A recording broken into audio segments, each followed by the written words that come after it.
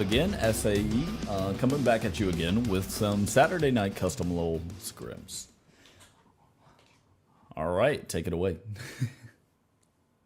Yeah, we are doing a little bit of an improv here.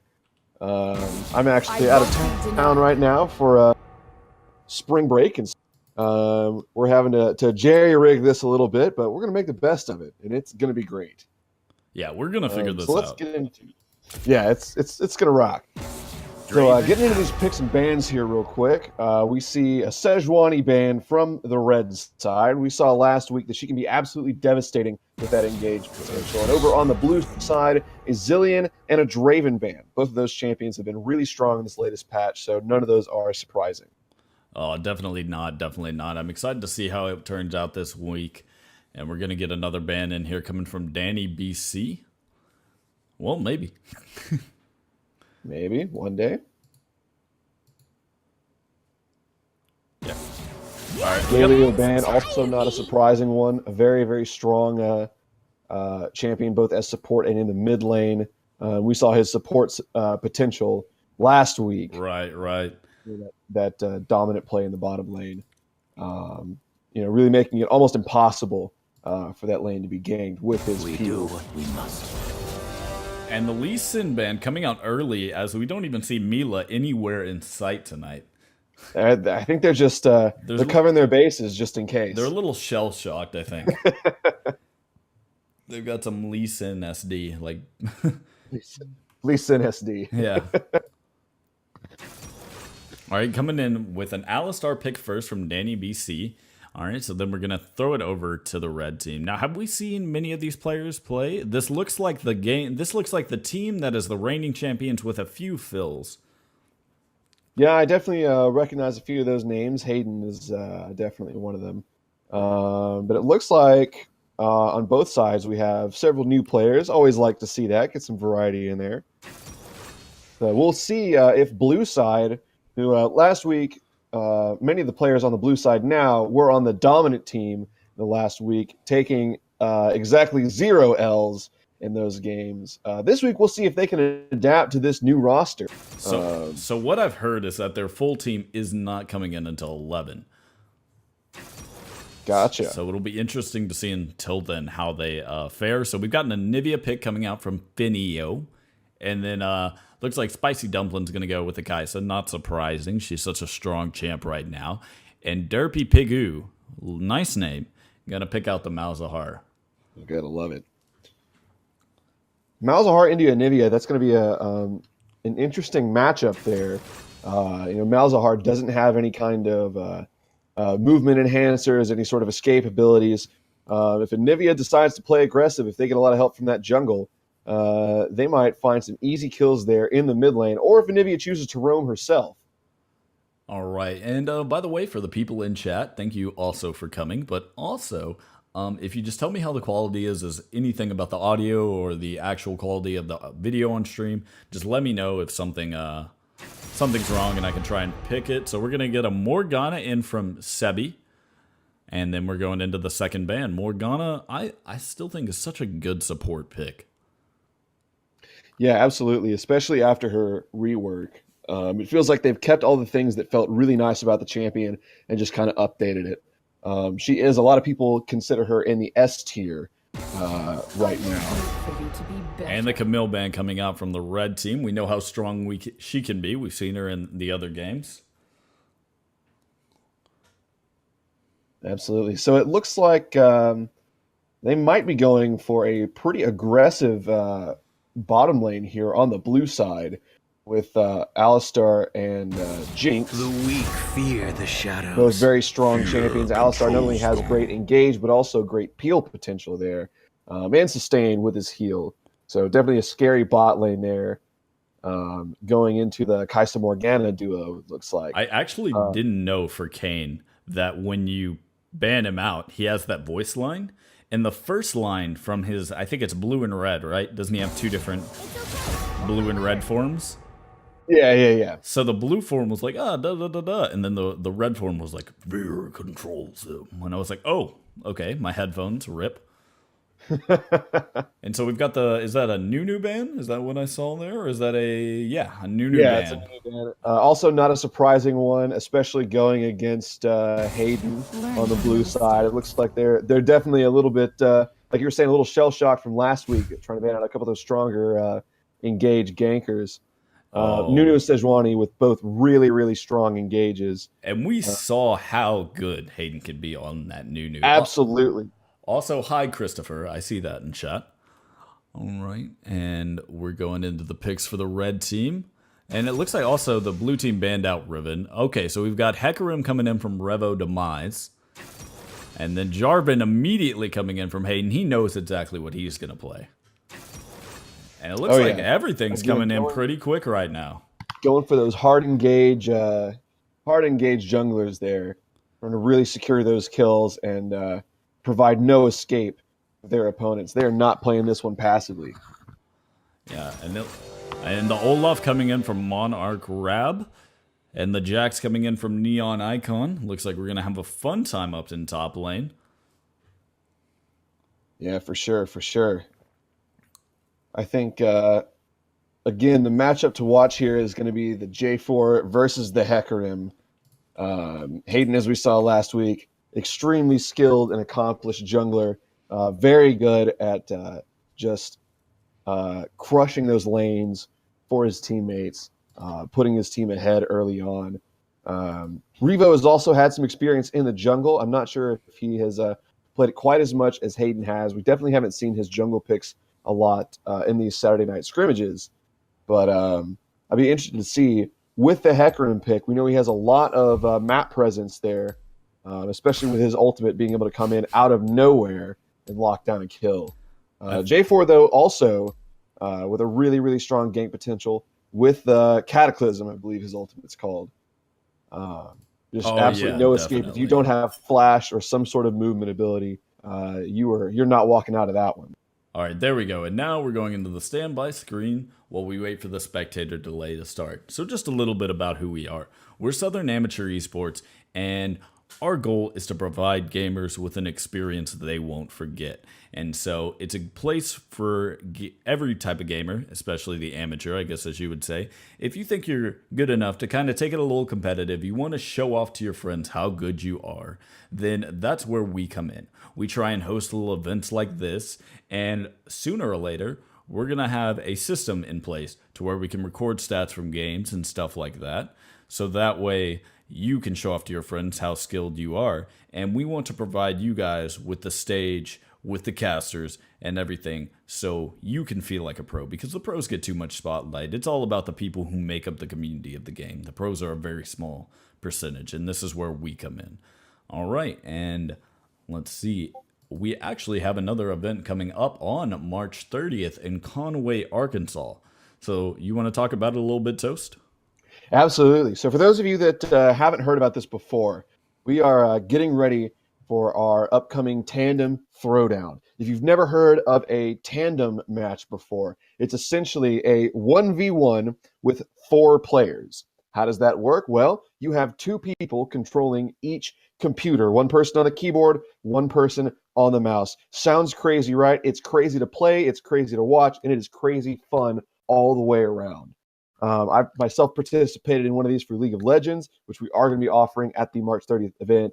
It is a ton of fun, and definitely a bit of a skill tester, both for your mechanics and for your teamwork. Having to work that closely with someone to walk away with a kill, 100 CS, or taking a tower. Yeah, it's absolutely crazy. Not only are we going to be doing it for League of Legends this time, but we're also doing it for Overwatch, I believe. And not just that, as if playing a tandem by itself isn't enough pressure, we're going to have you guys up on a stage being shoutcast by Mythic and I, streamed live to our Twitch, and it's going to be amazing. I hope sincerely to see every one of you guys there and see every one of you up on the stage. All right, and we do have a question coming in. Where could someone buy tickets right now for the Tandem Throwdown? Absolutely. So if you were to go to southamesports.com, and it's all one word, southamesports.com, If you look at the 3 bars up in the top right-hand corner, click on that. There should be one for events, ticket sales, something about a tandem throwdown.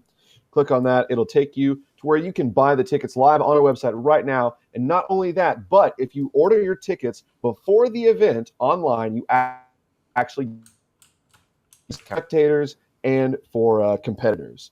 So I highly recommend you guys take advantage of that while it's up there. Definitely, definitely. It looks like we're about to be getting started there, and I did just put the link for everybody in chat that I was not looking for by any means. I totally had it ready. I actually was following your instructions as you were typing them out, so thank you for that one. And it worked? Awesome. Yeah, we're all good.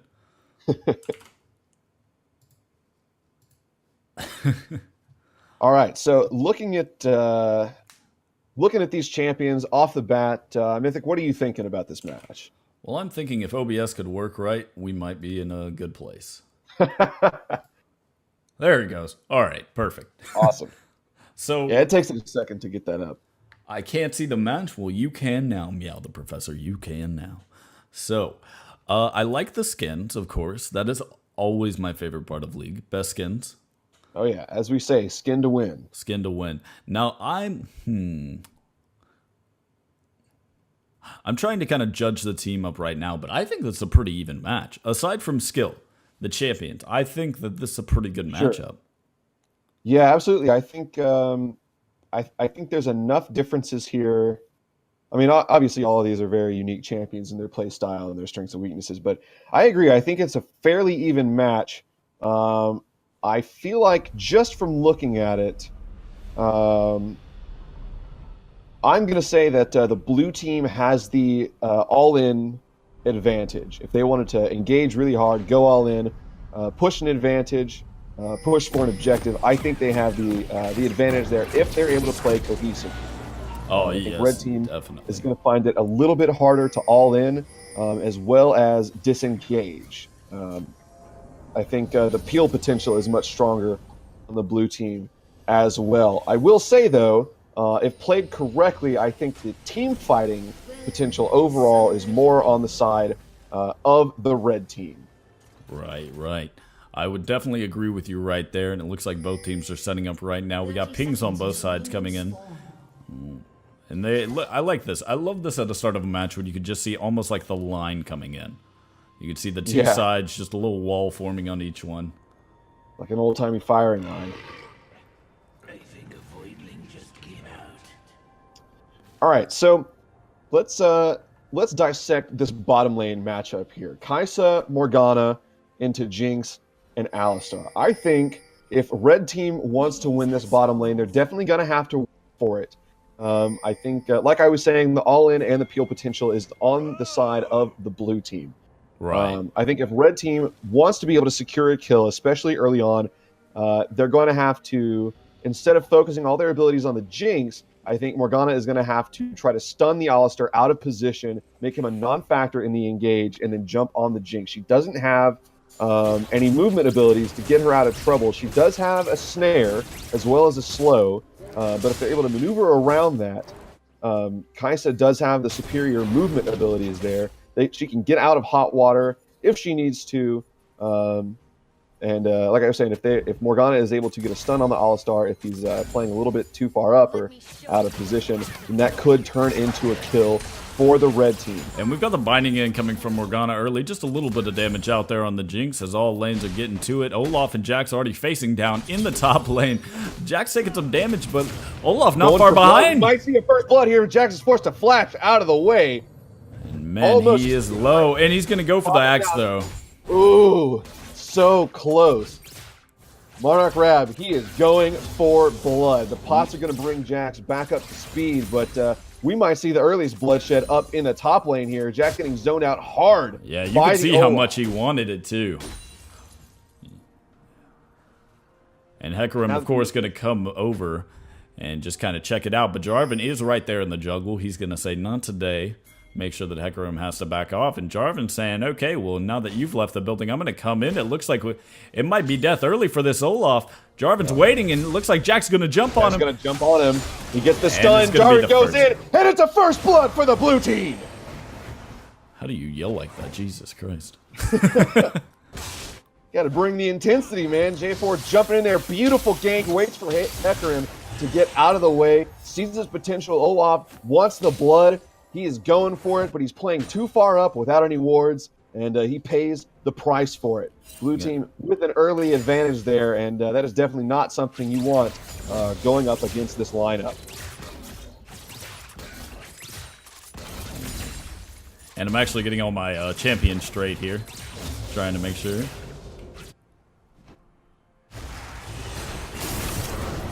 That was real good. Going to catch the Malzahar out, and he's going to have to flash for it, but... And it looks like it's just going to get away. It's going to be fine. Can you turn it to automatic camera? It will be smoother, I think. Let's see. Directed cam? Yeah, directed cam is the one you're there we go. there. Just want to do it like that? All right, cool. I've actually done some testing on it before. The directed cam is pretty solid. All right, cool. Let's see now. And if I... In the jungle here, Jarvan might be in a bad way. Hecarim at full health here, about to pick up the Scuttle Crab. Jarvan very low health, forced to back off there. Almost a little bit of a slip up there for the blue team. Right. Now, despite the early kill onto the Olaf, it looks like he's still being able to zone the Jax off of those minions. He is a little bit less than a level ahead. He hit level 4 first, and if you see this continue, we'll probably see an XP gap here in the top lane. And a really fed Olaf is definitely not something you want to go up against. Even with Jax on your team, just the sheer damage and survivability potential of that Olaf. Right. Not something you want to have to deal with. And Jarvan's here early, just clearing out some wards and stuff and checking up on everything. Olaf is going to play this one a little bit farther back now. He's learned his lesson from the first time. Yeah, he's definitely going to have to. Yeah. And after that first blood, it looks like teams are kind of slowing it down a little bit and playing. Olaf, though, doesn't know if he's in there anymore or not. So Jarvan's just sticking around, but he's too hesitant to see about it. I think he's smart, though, to play this far back. I mean, you definitely, one first blood. The first blood gold is big, but it's not the end of the game. But you start giving up 2 or 3 deaths in the top lane, and you have a real problem on your hands. So props to him for playing that carefully. Right. We see the Hecarim lurking around right here. Going deep in the enemy jungle. But it looks like Jarvan's going to go in on him. There. And Alistar's going to get this. And G's coming in too, and it looks like they're going to take him out. Red team is not close enough to be able to defend there. Looks like some miscommunication. The bot lane didn't come up to help in time for the red team, and they're going to give up another kill to this blue team. And that Jarvan just being in the right place at the right time definitely going to help. Work for that one. Now, red team finds themselves in a bit of a predicament here. Even though they have minions pushed up a little bit closer on this tower, their jungler just and Olaf going in on this Jackson, going to secure the kill. Monarch grabbing, is going to get revenge onto Jax. Hitting that early 6 there, being able to use it to his advantage. We're seeing the zone play early on, paying dividends here in the middle of the game. First kill for the red team, and they definitely needed that. That was definitely Olaf saying down but not out, and Jax is going to get the teleport straight back up to top lane. Now you notice, I think the reason that Olaf was able to go in on the Jax up there is because they saw J4 down in the bottom lane taking Hecarim's life, and knew that there's no way he's going to get up there and be a threat at that point. So Olaf can play as aggressive as his heart desires, picking up that kill against the Jax. Definitely. And you can see already that Hecarim moving through the jungle yet again as Jax is pushed up right here. Olaf kind of trying to take the fight to him, but Jax is going to dance around and jump on him just in time for the Hecarim to come in. And Jack's going to have to burn the flash as Jarvan's going to come up to try and help him, and they're going to have to back off. Jax goes for the engage, and it looks like they're going to take out. They're going to pick up the Hecarim kill. Can Olaf stand his own against this? He's strong, but maybe not that strong. Oh. Jax gets the stun on it, turns it around for the double. Good lord. What a play for the blue team. And we saw Derpy coming up from the mid lane to try and support if need be, but it looks like they did not need him. Olaf was playing a little bit too aggressive there. He saw that. Look at Jax Anivia going in on the Jax right now. Jax jumping on her, but it's not going to be enough as she pops the ult, pops the wall. Ultimate. Jax does a lot of damage though. Let's see, Anivia just kind of dancing around, but Get out of there. Jarvan's going to be in there. To help secure the kill. Jax is going to go down. Anivia has to pop her egg inside the Cataclysm. Is she going to get revived in time? Minion damage And it looks like she will, but it's going to be too much damage on her, but she's going to get away. Oh my gosh. Here comes the Hecarim, going to respond to that. Going to smite onto the Jarvan. And the Olaf is falling behind. He's got no mana. Olaf running for it, going to get the axe off, get the slow, and they're going to dive under tower, and it looks like that's going to be the end for Jarvan. Look at that. Aggressive play pays off for the red team, punishing that mistakes, making sure that they're not going to get out of that one without a little bit of bloodshed. Good play there all the way around by the red team. Anivia playing really aggressively there, almost too much so. Just about gives up a kill, but manages to turn it into a kill for her team. And Jackson's coming back onto the Olaf, and it looks like he might get this kill. Very low, though. What is happening in this top lane? So much for top laners being on an island. I can't tell if someone is tilted or not. That is insane. It is just a absolute bare knuckle brawl in the top lane right now. I love it.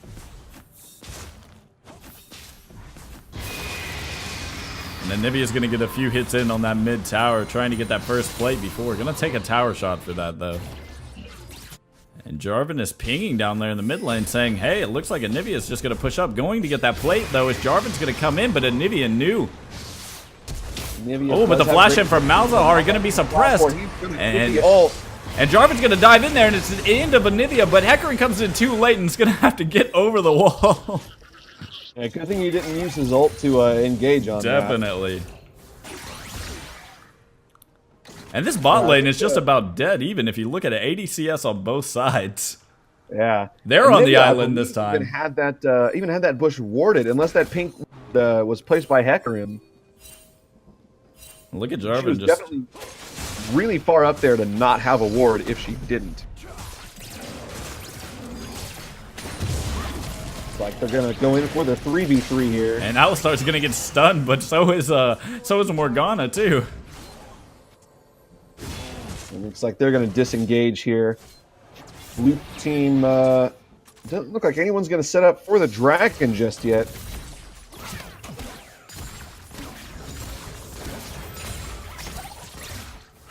The blue team does get the scuttle crab, giving them some mid-river vision there. And there's a fight going down bot lane too. As Jinx is going to take a lot of damage and have to disengage from that, but Kai'Sa going to close the gap here. By the Kai'Sa, and it's going to get her the kill. Maybe the double with the Alistar. He gets snared. Ooh. But J4 is going to come in with the Cataclysm, picks up the Kai'Sa kill. Morgana is forced to run for her life. And we definitely don't know Morgana for being a champ with a lot of mobility. Gonna have to jump over the wall, and Hecarim there to make sure she does get away.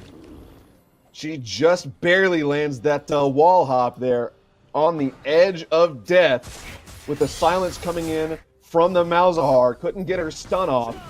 He was left almost without options there. Nearly a kill. Props to the Morgana for not giving up the kill there, but yeah, really, really good team play there by the blue team, collapsing in on the Kai'Sa. Do you know if there's a quick way to switch between player views? You can keybind it, but okay. Yeah. I'll have to look at that for next game then. Yeah, for sure. Down to the bot lane, Jinx is pushing that advantage as far as it'll go. Getting is going to push in that dragon. After winning that fight, I would sure hope so. Yeah, I did try the F keys, by the way, guys. It just switches Fog of War. I tried the other ones as well.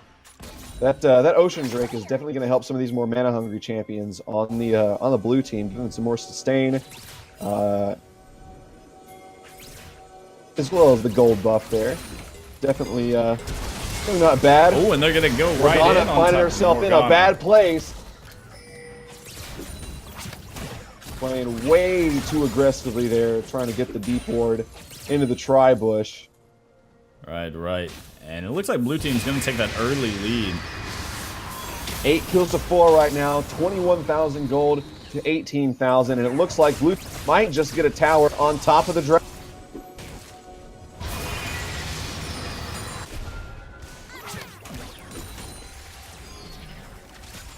Guys is going to have to chase that Alistar as he walks under the tower. Alistar is like a honey badger. He just don't care. I don't think he had a choice at that point. I'd like to point out that we're seeing the same Alistar skin from last week. And the thumbs up on the recall as well.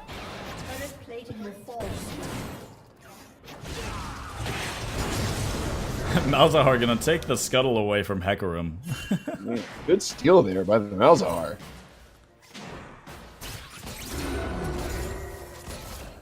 Morgana again playing really far up there, trying to clear out that pink ward in the Just playing super aggressive. Yeah. Does land a stun onto the Alistar. He is going to. The Jarvan's going to be right there to respond, and Alistar going to come in with a headbutt. And he's going to jump in and get the kill onto Jinx, and might be onto Morgana as well. And he gets the double. Oh, nice. Kasai. With the double kill in the bot lane, and this one with the tower plating having fallen should easily turn into a tower kill as well. But that's all right because red team is going to take that Rift Arrow. A good trade there. Good trade. Definitely smart play by the red team trying to pick up an objective off of that. While earlier in the game, we saw a lot of action up at the top and bottom lane. And speaking of action up in the top, I don't know if you saw that right now, but oh, a double kill for the Jax. Malzahar going in on the Anivia as well, but she's going to be able to get away. Jeez. What is this Jax doing? And it looks like there was a misclick in there for Hecarim. Good old misclick, homie. Gotta love it. This is where in the mid lane engagement here, some of blue team's superior range is definitely helping them out. Being able to poke down the enemy champions, even forcing them off of their own tower there. Like I was saying, up in the top lane at first, it was quite a bloodbath, and in the bottom lane, didn't see a whole lot of action. It's kind of flipped a little bit. A lot of blood being shed in the bottom lane. Top lane, a little bit slower, but still kind of a bloodbath, honestly. And we see universally throughout this game, like we were saying earlier, Hayden has just been such an impactful player. Anywhere he goes, blood is shed, even sometimes his own. But definitely never boring wherever Jarvan treads. Right. Hayden is doing really well. And honestly, the CS is about even across the board, except for that top lane where Jax is taking an advantage. It's interesting to see the advantage go back to the Jax here in the top lane after some of the early aggressive play we were seeing by the Olaf. It looks like we're getting some action in the river, at least looking like a trying here. Only problem is the red team's going to split up, so they can just dive in on this Olaf if they want to. Divide and conquer. And that looks like exactly what they're going to do, as Malzahar is holding the line right here. Olaf going to get hit by the Jinx. Jarvan and Alistar. Alistar pops the ult, going to come in, and Jarvan going to go in as well, and it looks like they're going to take it, but he's going to pop his ult. Not going to be enough. With the smite kill coming in from the Jarvan, the disrespect. Look at that. Jarvan's so confident, not only dropping the emotes, but also picking up smite kills there just to rub it in. And Hecarim is in a dangerous position right now. We saw just now that they have no problem diving under that tower like that. That's true. Anivia's going to come up to try and help. Then it looks like Anivia can't fly and it's going to get hung up on the wall. Anivia the penguin confirmed.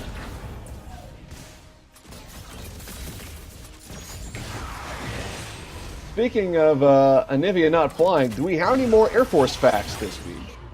We said we were going to bring some back, but... Yeah, you know what? I am unprepared. Yeah, me too, me too. Sincere apology there for the chat, not having any more Air Force facts. I do have one, actually, but it looks like there might be some fighting going on, and I don't want to miss that. Yeah, for sure, for sure. Looks like both the teams are going to break off here and wait for the minion waves to come back. Right, gonna kind of group up around that dragon coming in. That is the Earth Dragon. Very strong. Very good dragon to get. Picks that up. It's only going to accelerate their victory right now, turning those towers and other objectives into paper. Red team does not want to give this one up. All right, and we'll see both teams setting up for it, placing wards and such.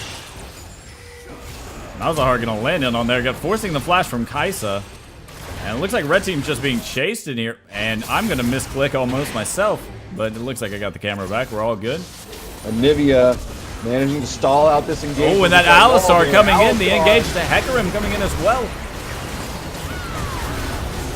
And blue team is just gonna mop the floor right now. Jinx with the triple kill. From the Hecarim, followed up by the J4 Cataclysm, is gonna pick up, what is that? 4 kills for the red team, pushing this advantage 17-4. I'm not gonna lie.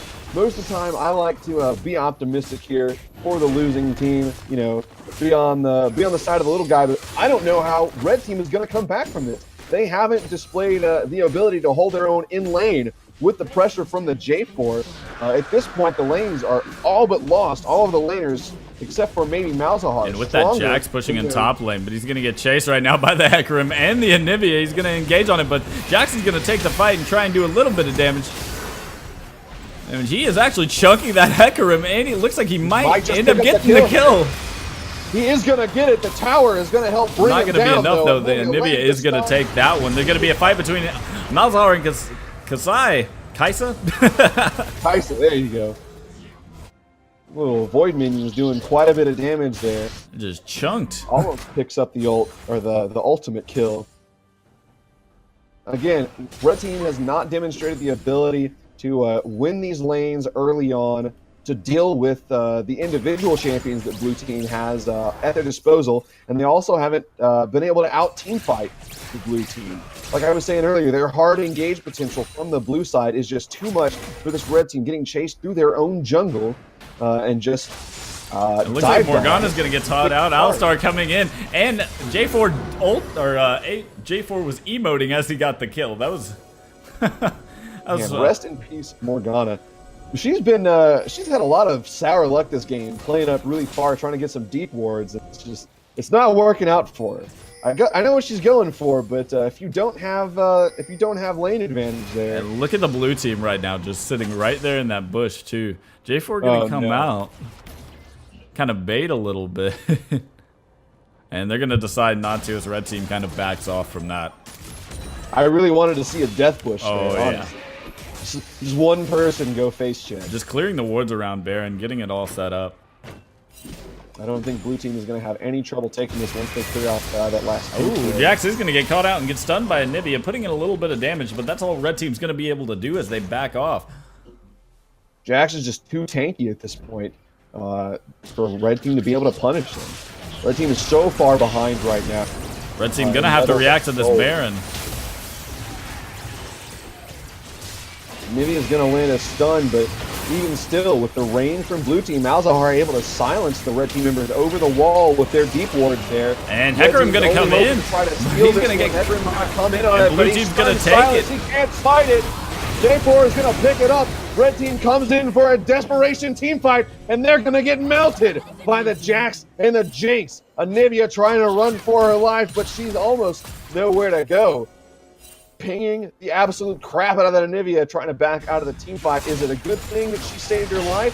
Or is she only delaying the inevitable? Did she just leave her team to die? I honestly don't think, even if Anivia was there, that they'd be able to do anything. Baron buff on top of an already incredibly fed team. I don't know that red team had any way of winning that team. It looks like, yeah, there was a little bit of miscommunication going over there. Jax is going to siege the top. Malzahar are going to siege the bottom. And then the rest of them are left to go for the mid, as the rest of pushing this one as hard as they can, picking up the mid lane tower, and it's like they're going to back off in the bottom lane.